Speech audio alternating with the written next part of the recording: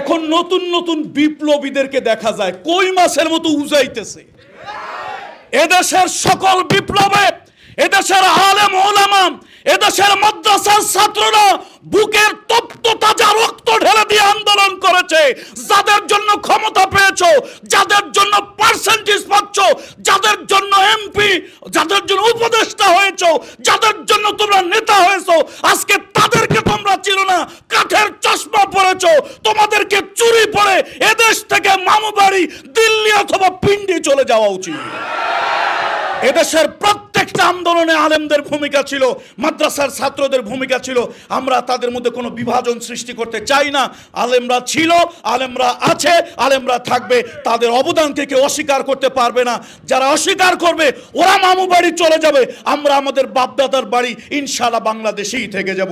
আসসালামু আলাইকুম ওয়া রাহমাতুল্লাহি ওয়া বারাকাতুহু।